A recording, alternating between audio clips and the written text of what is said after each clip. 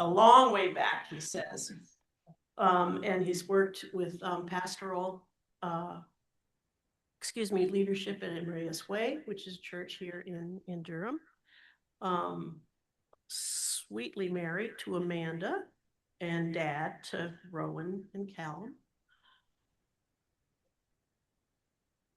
Got to know you. So those bright children are now 9 and 5, same age as our youngest grandkids. So, Ben, I'll let you take over. We hope all this audio works.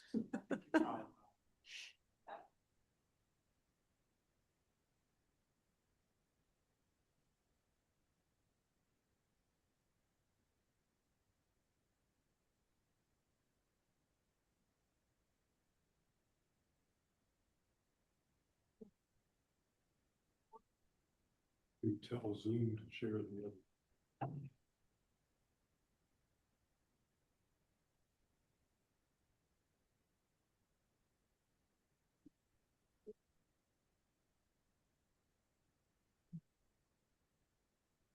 Yeah.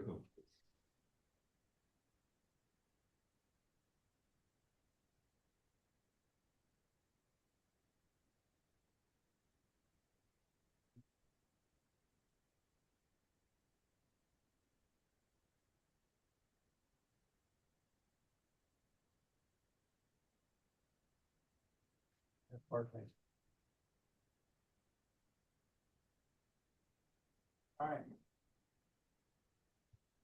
I will. Well, y'all, thanks for your patience as I figured out a new place.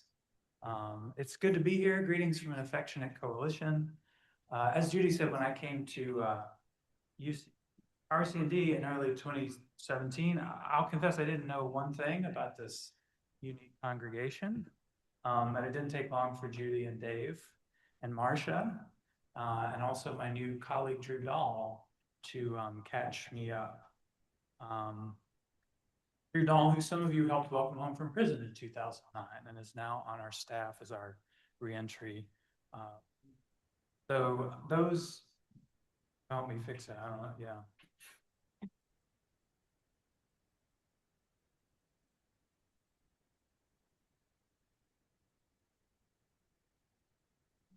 All right.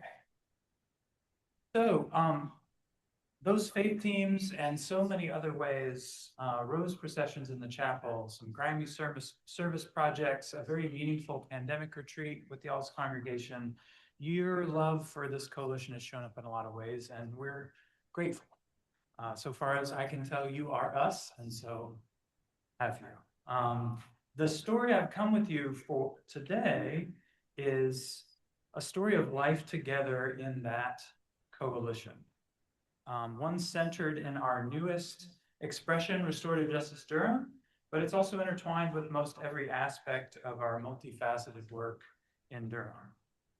As told by The Guardian in 2023, it's an account of the pioneering restorative justice that experienced by one family in the 7 years after Don Fields Jr. killed his.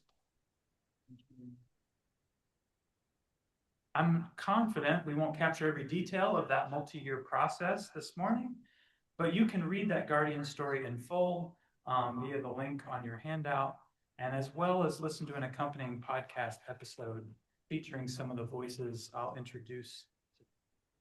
And for a brief orientation, I've been an attempt to play a few minutes of audio from the intro of that podcast episode.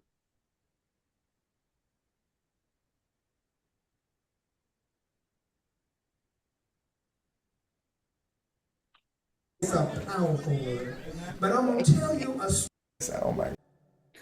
This story began almost 7 years ago to the day in this neighborhood. It was a beautiful spring day. I had gone to the Raleigh church. My sisters had gone to the Durham church. We're all excited. We're happy. And my godson had been trying to reach me. Meanwhile, Alex's niece Brittany had started getting frantic messages from members of the family. I'm turning on my phone. We're getting back. In this neighborhood. It was a beautiful spring day. I had gone to the Raleigh church. My sisters had gone to the Durham church.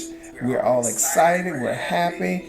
And my godson had been trying to reach me. Meanwhile, Alex's niece Brittany had started getting frantic messages from members of the family. I'm turning on my phone. We're getting back into town where we're getting some signal, and I'm like, messages are like just coming up. He's like, we're at the hospital or something like that. And I'm like, whoa. And so they tell me that your brother has been stabbed. I said, oh my God. They both found out that Alex's brother, Donald Fields Sr., had been stabbed to death by his son, Alex's nephew, 24-year-old Donald Fields Jr. That day, June 26, 2016, was the most horrific day that I've had in my life. So I first go by her house and I'm over there and it's a crime scene. I have never been a witness to a crime scene. Like, there were police and there were cameramen and there was news reporters. Donald Fields Jr. is being held without bond at the Durham County Detention Center. His 54-year-old father later died at the hospital. This story of a son killing his father briefly made the local news that day. But the cameras soon moved on. It was just one of 17,000 killings in America that year, which occurred at an average of more than 47 a day. I've been writing about the American justice system for many years now, and in the world's most incarcerated country, it can often feel like the cycle of violence and mass incarceration is unending. What makes this story unique is not the killing itself, but what happened next. A lot of people want to see people locked up, put behind bars, and suffer. And I understand that, but I also understand that is there something else that can be done? In a case as serious as murder, could there be a better option than a long prison sentence?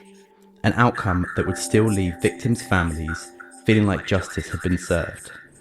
It's the case of State versus Donald Wayne Fields Jr., file number 16 CRS 55491. The file is already up on the bench. And in a polarized America, where violent crime rates are increasingly politicized, can a team of reformist prosecutors win over the public? If that makes me a target, that makes me a target. I'm a black woman in America. I'm a target anyway. This is a story of faith, family, and forgiveness. From The Guardian, I'm Oliver Lachlan. Today in Focus, why prison isn't the only solution in a murder case. So, try again to mute my microphone like Nelson's telling me I should.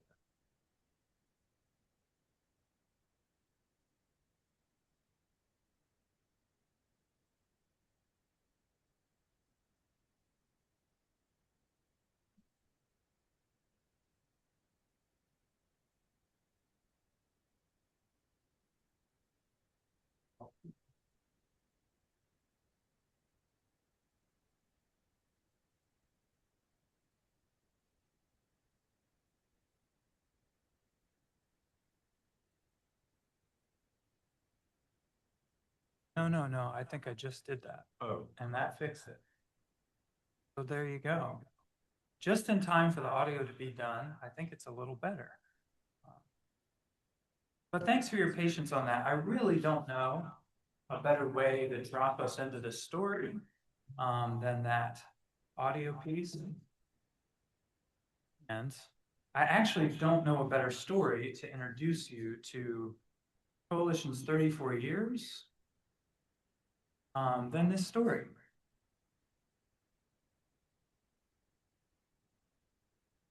Because it really does get to the core of a question that we've been asking as long as we've been around. And that is, what does it look like to take responsibility for the harm we do to one another? It's our coalition's enduring question. The pursuit of that question has propelled our coalition on a sweeping arc through Durham, launching practices of community and vigil and survivor care and prison reentry and restorative justice, most recently. As circles do, that circle of practice keeps inviting us back around, and where it keeps putting us back at, beginning again, is this: that whatever it is we owe the victims of violence in Durham, whatever it is we owe to them, we owe to the folks we've incarcerated. And whatever we owe to them, we owe to anyone who finds themselves in unforgiving space where our community is experiencing and responding to violence. Because there's only us. Aren't us to us, then what is this? So these days, RCND sums up that past, present, and future in 4 values. One is community, the simple wisdom of being with, the power of what only we can be and do for one another. Another's compassion, becoming permeable to our neighbor's suffering and resistance to all that keeps us apart. Courage, choices that transform us and our life together. Putting everyday flesh on what healing looks like, what accountability looks like, what dignity looks like. Trust, how we know we're doing okay. The speed of all of us moving together, whatever work that requires and whatever shape it takes. Those are our values, but I promised you a story. An actual story whose events are still casting ripples in our Durham, but also, it seems to us, a real-life parable of sorts with questions on its mind. The 10th chapter of Luke, which I've given you here in case it's been a while, an expert in the law stands up to test Jesus. What must I do to inherit eternal life? Who is this neighbor I should love as my own self? And Jesus' answer is an everyday story about what happens on the road from Jerusalem down to Jericho. It's a story about violence. It's a story about community, about proximity and distance, response, responsibility.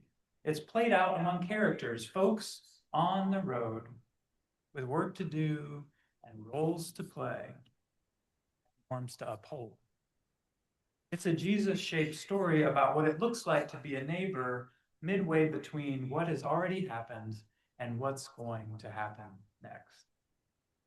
Parallels between the field story and this anonymous Near Eastern man who fell into the hands of robbers, they're far from exact, but they're more than close enough, it seems to me, that we can ask a similar question.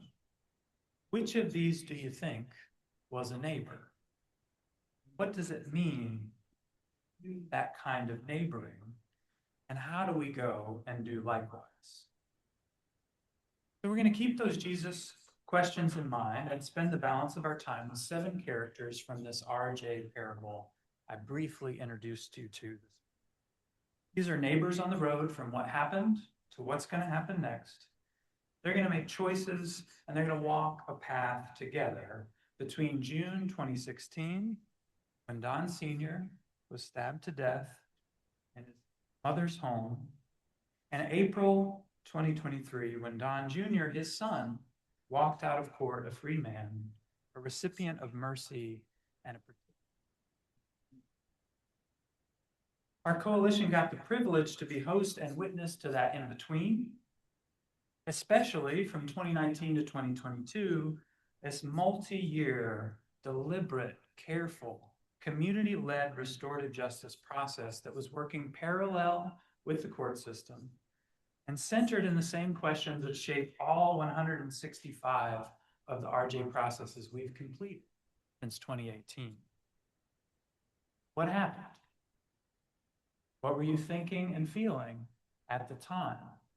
What have you thought about and felt since? Who's been affected and how? And ultimately, what can we do together? What needs to be done to make things as right as possible? These are restorative justice questions. They're very different questions than the ones we tend to ask in our courts. And thankfully, as they always do, we pursued those questions with the people harmed and the people responsible for harm and their supporters, and came to a very different result. Producing a repair agreement, which from 22 into 2023, Don Jr. spent 9 months fulfilling during a period of supervised probation. That entire process begins with Alex. Among the dozens of folks who made this story possible, and really dozens, there is nowhere else to begin than here, because every restorative justice process begins with the voluntary participation of a person harmed. And also because before there ever was a restorative justice Durham, RCND met Alex first at a community vigil in 2016, where he came to honor his murdered younger brother, Don. Some months later, Donald Fields Sr. was one of 49 names our coalition called aloud at Shepherd's House, UMC, at the first RCND annual vigil that I ever attended.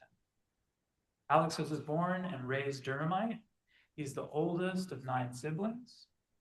As such, he was something more than a brother to younger Don Sr., naturally an elder uncle to nephew Don Jr. Alex is now retired.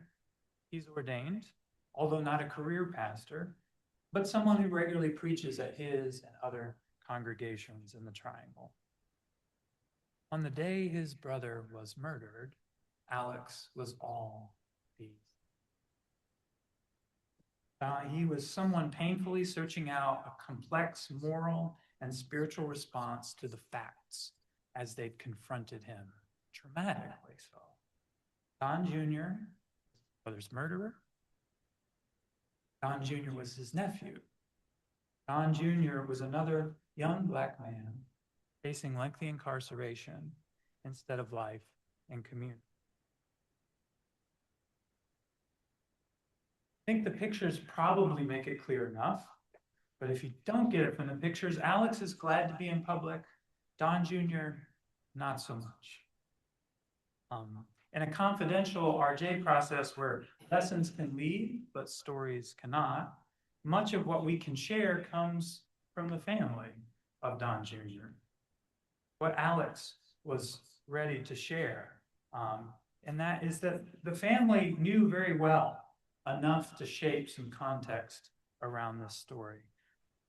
Don Jr. was the son to a challenging father. Don Jr.'s childhood home was no stranger to violence. Things were deeply interwoven with the unknowable reason on that particular day that Don stabbed his father in his grandmother's home where they lived together. As a result, Don Jr. spent the years 2016 all the way well into 2022 Durham County Jail. In a typical outcome, what came next would have been a minimum 20-year plea for second-degree murder, or even a harsher sentence at trial. So it's not hard to intuit the emotion behind these brief marks that Don Jr. brought to court. I'd like to take this moment to thank Restorative Justice, the Honorable Judge, my attorney, for the opportunity to reshape life. I appreciate the chance to continue on the quest of a positive mindset, maturity, dignity, self-love, self-respect. I love you all. Different words, Don was grateful through this process to follow a path defined by his potential rather than his worst day. Choice and his accountability in doing so is integral to why he's living independently in Durham. At the final court hearing in April 2023, Don Jr.'s attorney captured the oddity of this outcome. I wish more of my clients got this kind of support and resources forward with accountability.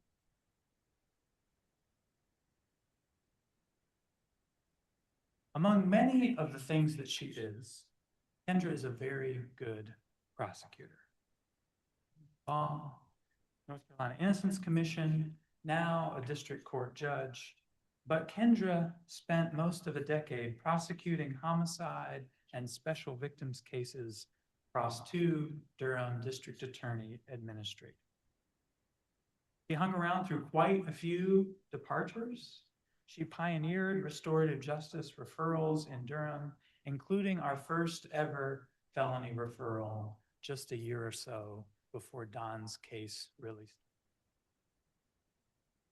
She was also the most successful Durham trial prosecutor of her time, at least in my opinion, with a perfect record in securing life without parole sentences and first-degree murder.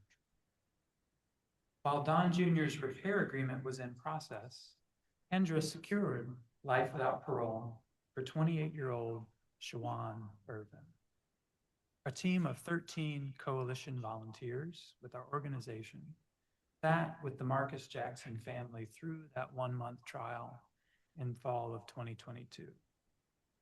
Kendra is an excellent attorney. It was a horrible trial. Every single one of those cases, she said, sits in my heart, and they should do for prosecutors, but this case is in my heart in a really different way.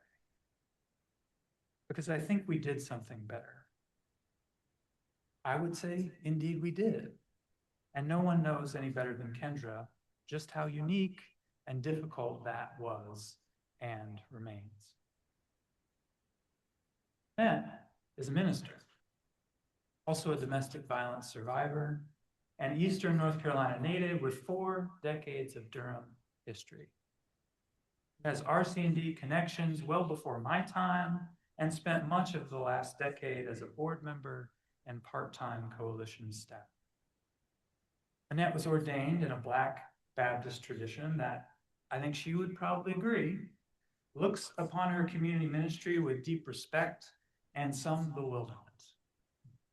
Annette has spent years being that person in the Durham County Courthouse, usually accompanying victims' families in pending homicide cases, usually among other lay volunteers, always a minister. To the 2 sides of the courtroom imagination, Annette's work in the court was with the families. On the day Kendra pulled her in to meet the Fields family for the first time, that's why she was already there, with families. Everything about Annette's victim-facing experience fueled her contributions as one of the 3 co-facilitators on this team, and in no way, and at no point, did she represent any one member of the Fields family. Circle with no sides, there was no greater advocate for Don Jr. than Annette.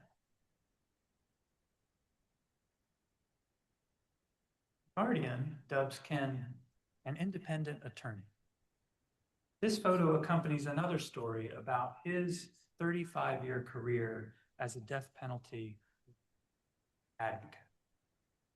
After 10 years as director of North Carolina's Center for Death Penalty Litigation, Ken stepped down to refocus on living on North Carolina's death row. During that time, Ken, as he would tell you,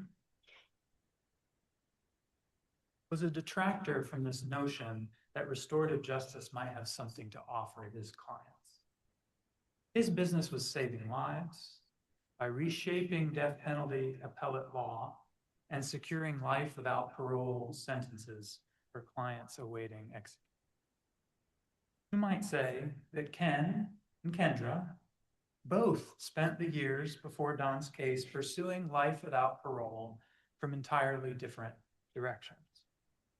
In reckoning with the moral hazard of that career for him, Ken joined Restorative Justice Durham as a volunteer, hoping to be part of moving folks like Don away from lengthy incarceration. And everything about Ken's attorney career fueled the credibility of this process and the 3-person team he was working on. And at no point represent Don Jr. In a circle with no sides, and can tell you, nothing made him more uncomfortable and nervous than revisiting his career through the eyes of Annette, someone who'd spent years supporting homicide victims across the courtroom aisle. Guardian dubs Leah an administrator. We might better term her the administrator. RJ Durham's only part-time staffer, who shepherded every single 3-person team we've ever put together in 6 years. This picture was taken on Leah's front porch, where she spent approximately 20 years at the center of a house of hospitality in his Black Wall town. She spent much of that time learning restorative justice while building relationships between family members of folks on death row and families who lost loved ones to homicide. Not in the same cases, but people who'd shared an experience, loved one in a traumatic. In the end, there's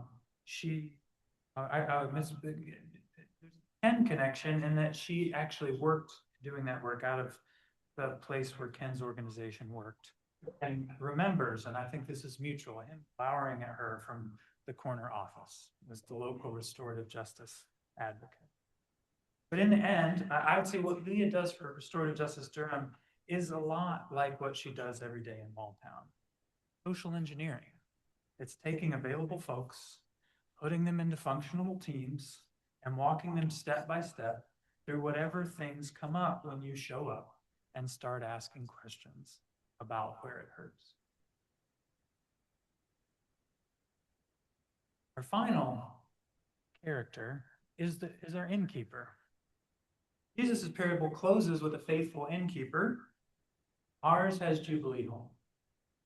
In a city blessed with a lot of transitional housing, these are not your typical transitional housing providers. They imagine, this is their language, imagine a world that humanizes rather than demonizes those who are impacted by an inequitable justice system. Most days on Umstead Street, that world feels surprisingly close by. Dreamed up a decade ago, Jubilee Home opened its doors just weeks before the pandemic in 2020. You might say they showed up just in time. Kendra's words, the only way that we're going to draft an agreement that gets Don out of jail is to have stable, holistic housing in place. Literally could not have been with family. The last place Don Jr. had lived was where he killed his father. Jubilee Home was not just a place to land, it was a home to suffer and land in. Resilient, ready-made, supportive community for. Jubilee Homes become fond of quoting bell hooks. Rarely, if ever, are any of us healed. Isolation. Healing is an act of community. The Fields family could never have found the same healing without.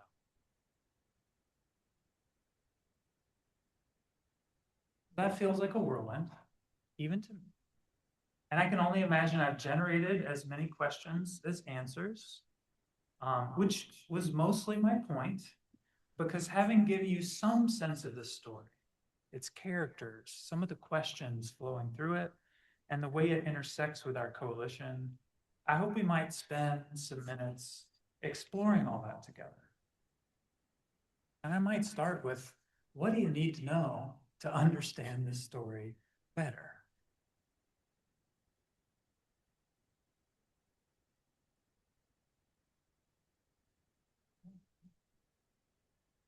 So, in a way, I see a family being able to forgive someone easier than random community members. So out of your 165 cases, I think you alluded to, were there any similar ones that were families forgiving Maureen?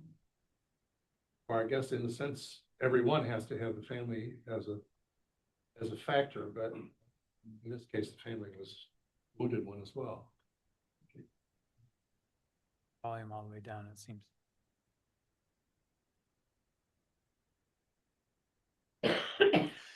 That's a great question, Dave, and you're absolutely right. So there is somewhat of a theme in our more serious felony referrals, right? Serious harm, where there being some kind of significant relationality between the person harmed and the person responsible for harm facing a charge. And I think that that's one, a product of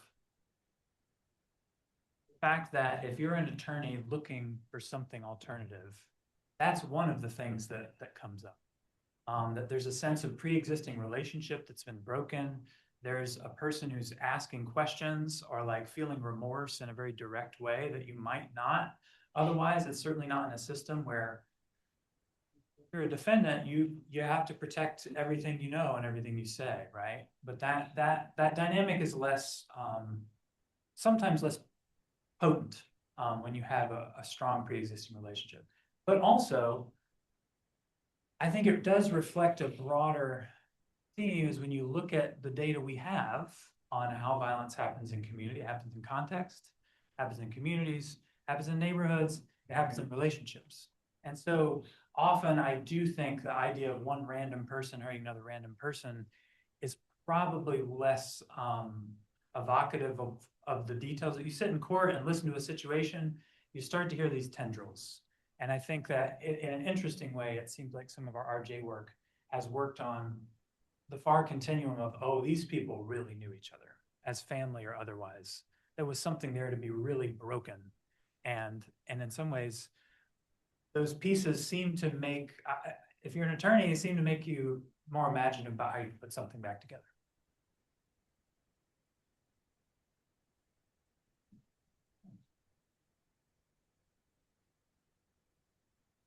Thanks very much. I think I heard you say that the person who killed his father had been abused by his father growing up. I'm just wondering if you could say a little bit more about that. And I mean, I've read in the paper stories about women who had been abused by their partner for a long period of time, and they murdered their person who had abused them. And so I'm just wondering about the fact that this is a piece that leads to violent behavior, and is certainly something that maybe not be that easy to detect or try to do something about, but it certainly is a part of all this, when you say. Yeah, I think, again, you're correct. There's a violent death reporting system in North Carolina, and you can actually go, it's always a couple of years behind, but you have a span of about 20 years of data. And some of what they collect is whatever comes to the police report or that reporting system about circumstances. And consistently, one of the top 3 or 4 factors that's related to violence is there's always domestic violence as one of those top 3 or 4. And so that's a general principle that I think certainly has some resonance here. It's also like we're again, those lessons can leave and stories cannot.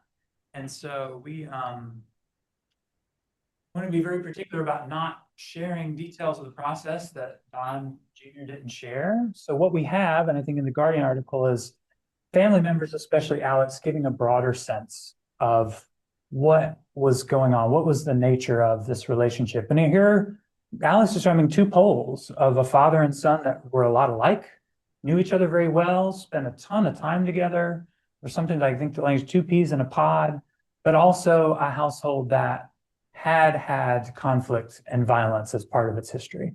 And so whatever the particulars were, it was not out of character, it seems, for father and son to be in some kind of physical conflict. And this was a particularly climactic and fatal and awful kind of version of that.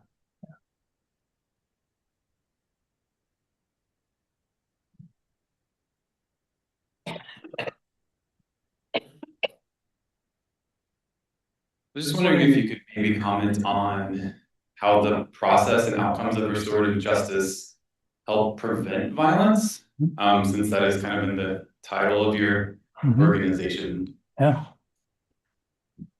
So I think that the most significant thing I'd like to leave you with about restorative justice is it's a profound alternative that we have patterned ourselves culturally and institutionally in a certain set of responses that are very durable and very accepted. And restorative justice is not deliberately asking very different questions and creating very different space.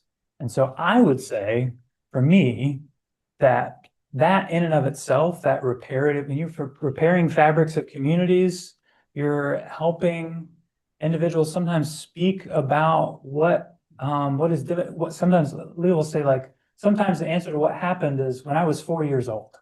So sometimes these processes really are going back into territory that people have not been able to explore. And I think anytime that you're doing that, you are sowing the seeds of like peace and connection and stability and resilience in communities as opposed to violence. I also think that there's something really significant about the alternative restorative justice presents to a system that really does at its best do its best work with incapacitation, right? We take someone who's done significant harm and we punish and we compound harm and we make their next years of life such that they cannot do any harm to anyone outside of prison. But then ultimately 95% of those individuals return home to community. So we are, whatever we're doing with incarceration, compounding harm and creating conditions where those same individuals are almost all the time going to be at some point coming back into communities, not better off. And so a restorative justice that gives people a chance to take direct accountability without simply creating a context of punishment, not just creates an opportunity for those relationships to be repaired, but also redirects folks out of a system that I think tends to like compound harm and make genuine, lasting relational change difficult. Those are the two things I would say. Also, restorative justice has grown dramatically in the 10 years we've been doing it. There's way more programs around the country than there ever have been. And it is 11 in the lump. It is a small, nascent thing that is growing and needs to grow if it's going to have whatever its ultimate impact is going to be. Like 3 answers. Love the in and the communion quote. I guess it was bell hooks. Yes. Yeah. What are some of the things that you see are the loveliness of that in and the offerings that it brings? Yeah. And the context is we also in our family have similar situations, and I'm always wondering how can I bring that type of communion to those. That's a beautiful question. Thank you. I'll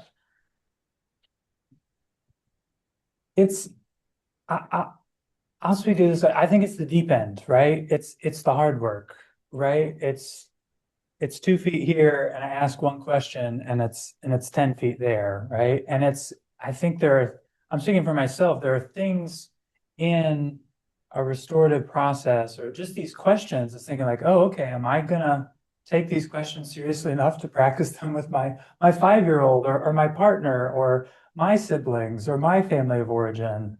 And I find that like the challenge is real, right?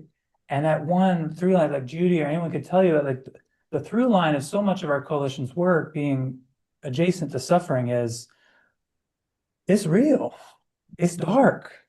And there is some principle there where the worst of us and choosing to face that with the best of us does open some door to something beautiful. The language I think Sam Wells and Marcia Owen cooked up was, if we can't make it happy, let's see if we can make it beautiful. And there really is, I think, that dynamic when we create a space that's durable enough and safe enough and resourced enough for folks to come in and like ask questions they haven't been able to answer in another space. And I think we've done one big learning, like what the good comes out of every situation being different and being willing to like ask what and the next and the next. Like this process took 3 years, not just because it's complicated, but because there's twists and turns, right? There was a point where as soon as it was wrapping up, and then all of a sudden there were other family members like, hey, we want to participate, right? And we had some of like Don Jr.'s generation getting involved. Some of that's in the Guardian article. So like I feel like I haven't had. So there is that sort of compounding logic to it at times. And also that comes from that beginning being really, really, really slow. And I think the beauty sometimes takes an awful lot of pressing through inertia and pain and suffering to reveal itself. You know? I threw these questions up here. It's like, is anything that you wonder? These are great questions. I'm trying to replace yours. I'll stay on your thread too. But it's like, what do you wonder about this parable? And like any of these characters that evoke a resonance or resistance of you, or you're curious about? You know,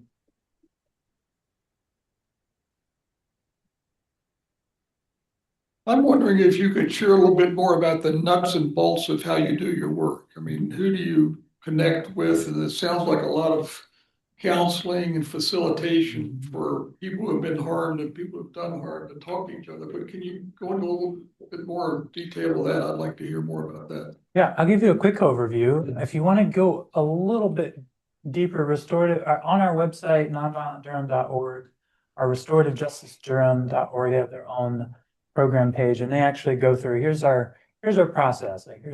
But to briefly overview it, it starts with permission, right? You have to have a person harmed who's willing to proceed in some way, or at least allow a process to proceed, and you have to have a person who's willing to accept responsibility. And once you have those two things, I'm going to leave out the sort of court legalities piece, but we're usually getting some kind of a referral from a variety of different ways from the legal system. But once we have that referral and we have those two parties willing to proceed, Leah sets up a team of 3 folks. One of those folks reaches out to each party, the responsible party and the harmed party, sort of introduces the process. And there's this series of like slow, steady conversations. They always take place in circle. We're always anchoring in values. We have the same guidelines that shape everyone. But they're basically slowly trying to introduce, what is this RJ process? How is it different from maybe what you've experienced in the court system in this situation or in the past? What are the questions we're going to answer together, these 5 restorative justice questions? And there's a sort of pre-conferencing phase where everyone's being prepared. Ultimately, the goal is for each party to be able to come with support people that they choose to a conferencing circle. And that's where most of the fundamental work is done. There's a ton of preparation for that. But if it goes well, you have that conferencing process where you actually literally ask these questions in community with facilitators and the folks who are on the different side of this harm. And that conference circle then becomes the space where a repair agreement is created. And then there's a phase where the repair agreement is pursued, and the person who's done the harm and said, yes, this is what I'm going to commit to, has to actually do those things. Sometimes with some court consequences in the background, but also just with the facilitator, with the community that they've committed to do this for and with. And once that's complete, you come back with a closing circle and everybody gets a chance to kind of bless what has happened. So if every one of those things happens, right, it's a lot of contacts, a lot of conversations, a lot of meetings, a lot of really deliberate process about what do we need to do to go from here to here to here.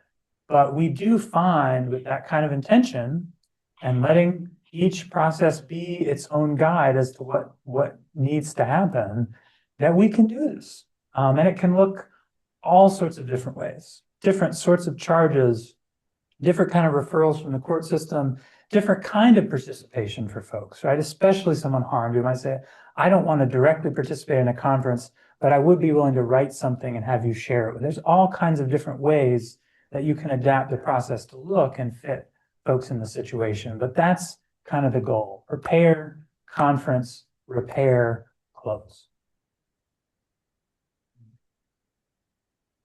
Sort of ask a follow-up on that. How much of your process and principles But put your humility aside, how much did you all discover locally, or did you inherit from the organization before you got there, versus there being, something like guidelines or principles that are used, dare I say, nationwide for organizations trying to imitate you? Or how many other, you spoke of there being a great growth even in the last decade. How small were the numbers? How tiny are they still? We are all imitators, right? Everybody's doing restorative justice, certainly in the US. I mean, I don't say that, but dramatically, any programmatic restorative justice having to do this almost exclusively is borrowing from indigenous traditions that practiced and dealt with harm in these ways before we built all the ways that we go about it, right? When you sit down at the same space every night with the people with whom you share a community and a subsistent, right? We subsist and work as a community together. You have to have ways of dealing with harm that don't involve arrest and removal and abstraction, right? So really what most of restorative justice process is doing in different iterations is trying to capture that tradition and reclaim it in an era where we have really distanced ourselves from those communal, relational ways of dealing with harm. That comes from some really significant figures like Howard Zare, and there's a lot of folks in Australia and New Zealand that are a couple generations in at really trying to incorporate this in contemporary legal systems. But a lot of what we've seen in the US in the last 10, 20 years or so is people catching on to these first threads of folks distilling, hey, there is another way, right? There's always been other ways that we can do this. What does it look like to incorporate those in this far into something entirely other? And that's really the crux of if we have something that we've done well, I think it comes from these 30 years in Durham and being really trustworthy and really thoughtful about what does it look like to do this work here, right? And these people having worked with folks on different sides of the courtroom, we're bringing that intelligence that I think really helps us. But in terms of the questions and the process and sitting down in circle together, that's about as old as you can get.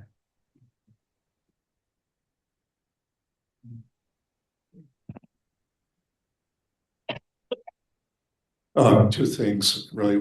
First is that I want to stress that our congregation supports you, and we're in the season right now where we're doing our interviews and deciding which of our Durham nonprofits will be supporting as a congregation again. So I'm really glad you're here today as one of, unfortunately, one of many. We can't give you all our money. That's great.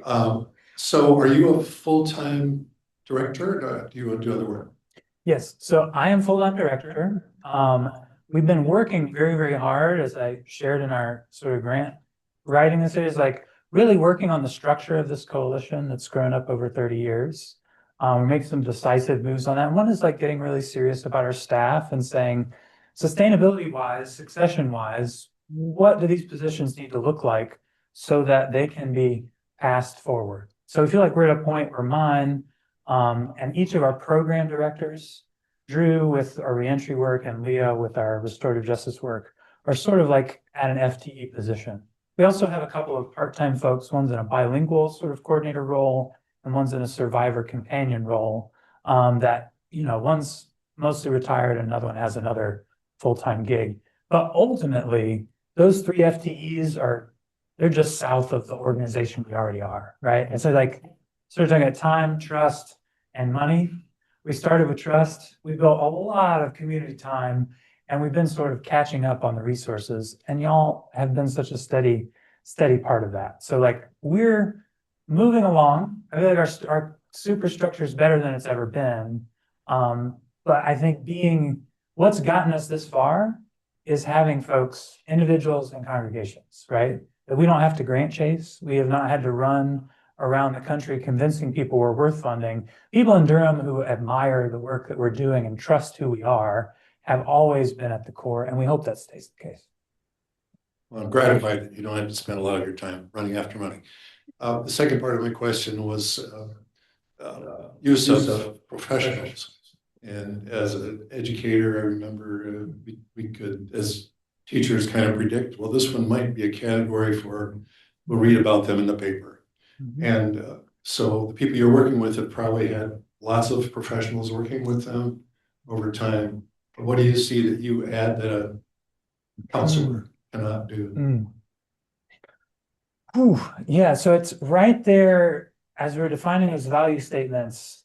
I think we're at our best and we exist for what only we can be and do for one another, right? It's that being with trifecta. We're not the doing for, we're not the being for, we're not the, what did I miss? Like, we are trying to emphasize the value that one human has to another, and when we're being the best of what we are. So that's always the ad we're going to bring, and I am always going to sell that really, really hard. Even if you have all the resources in the world and it's your birthday and no one's going to call you, or you just had a hard day at work and there's no one to you to vent to, ain't no counselor going to do that for you, right? So I think we find ourselves in that scene. Also, there is no situation that comes to restorative justice Durham. And frankly, very few situations that come to our reentry work or anyone we're trying to come alongside that has not been horribly failed by systems that weren't working very well for them,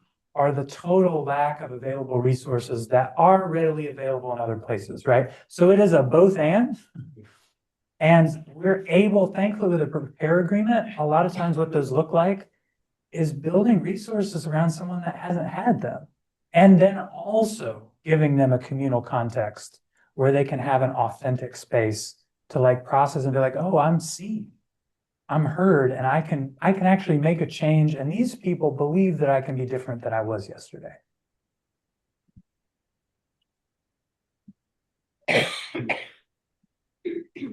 I think we have 1 minute left according to my watch, so I've got a burning question I'm going to ask as kind of a wrap up. I'm one of the few people that read the News and Observer, and it's disturbing to see how many shooting death, well, mostly seem like they're gun related deaths, but violent deaths that still are happening, and it seem like there are more of them. And I mean, I've been coming to the chapel for 5 to 6 years. There used to be a yearly event where there would be a person walk down the aisle with a flower for every person that was killed in Durham in the last year. So anyway, that's kind of a side. But I'm just wondering what your perspective is on the root causes of these things. I mean, it seems like it's very geographically focused among low-income Black communities. But I mean, I'm interested to hear what your perspective is on the root causes of these terrible tragedies. Yeah, I don't have a 1 minute answer to that, much less a 30-second one. I would say like our perspective as an organization, and it's actually got a chance to really refine that in a retreat we did with y'all 4 or 5 years back, is that what we're talking about with gun violence is a spiritual crisis.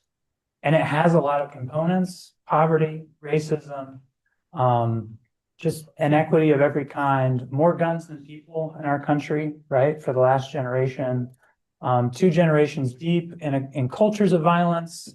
And like, you know, feel that I've only known this, right? It is concentrated.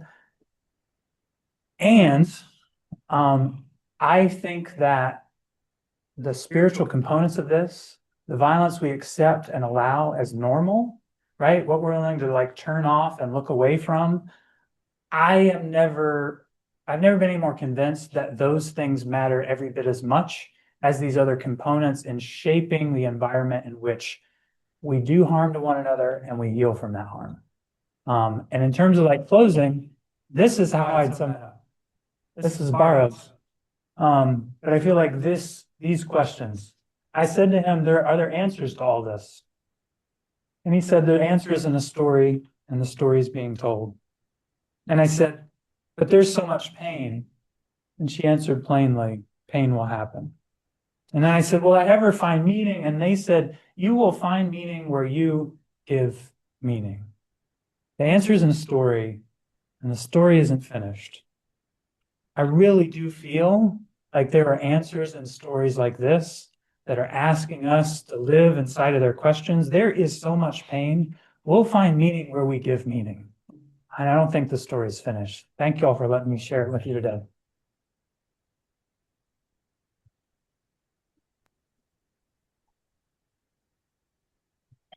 We we will hear from the congregation's pastor, Reverend Ryan Wilson.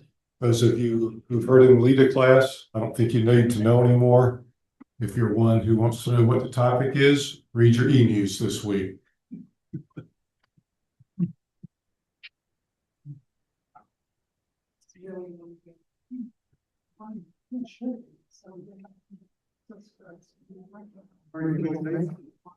Good to see you.